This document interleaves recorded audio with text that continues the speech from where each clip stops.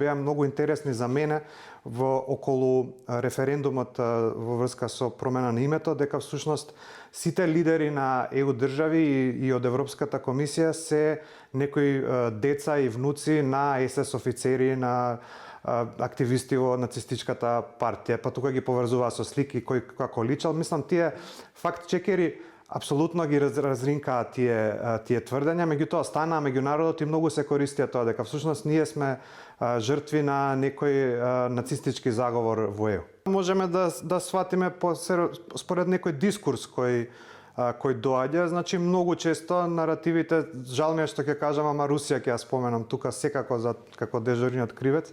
Многу од тие наративи се совпаѓаат со оние наративи за кои Русија ги има во врска со Европската унија конкретно или со НАТО. Мислам дека многу се зајакна откако влеговме ние во НАТО тие наративи, значи да бидем, целта е да се посее помеѓу народот една недостаток на поддршка за тие процеси, да не се согласуваат, да се чувствуваат цело време загрозени од тоа и значи да на македонските граѓани да би барале некој друг пат кој не е она што сме го зацртале уште во раните 90-ти години евроатлантски интеграции. Не секогаш тоа е координирано всушност. Не би сакал да ги обвинам домашните центри на моќ дека се координирани со Русија на пример.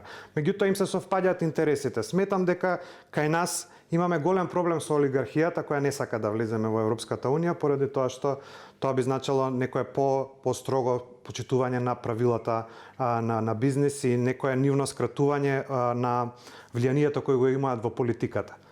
Така да еден од центрите на моќ би ги нарекол тие олигархијата.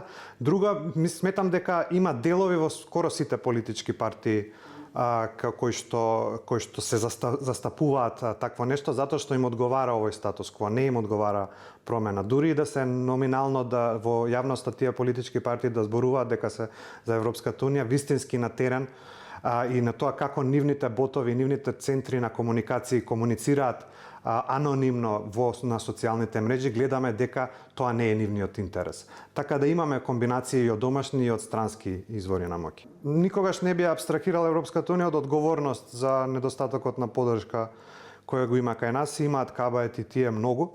И сега многу е тешко тоа да се измери кога зборуваме за намалување на поддршката. Ние кога правевме анкети во 2020-та, 2021-та, 2022 година, за една година кај нас на прашањето дали сметате дека членството во Европската унија е добра работа, за една година кај нас во нашата анкета падна за 20% тоа.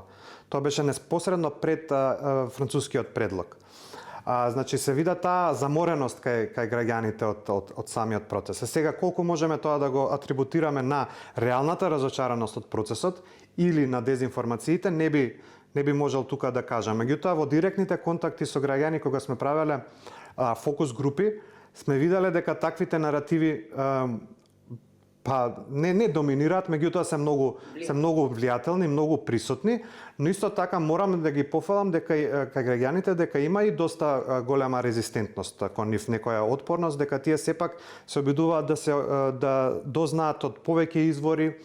Не сите нормално, меѓутоа особено помладата генерација се обидува да избалансира и да извлече некој поинформиран заклучок. Мислам тоа што недостасува е некоја координираност на државно ниво, вистинска посветеност од страна на државните институции да се борат против овие појави. Дали тоа да го спроведува е едно од прашањата? Да.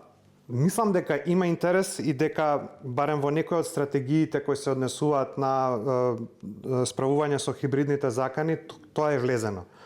Меѓутоа на терен мислам дека недоволно сериозно институциите тоа го разбираат и останато на спорадични проекти, иницијативи на невладиниот сектор, на граѓанското општество. Тука би додал и еден голем проблем кој се јавува кај нас, тоа е сега скратувањето на фондовите од Соединетите Американски држави и нивната одлука веќе да не се занимаваат со борба против дезинформациите. Значи, дури ако се вратат американските пари, најверојатно додека е оваа администрација, нема да има поддршка за борба против дезинформациите и медиумска писменост.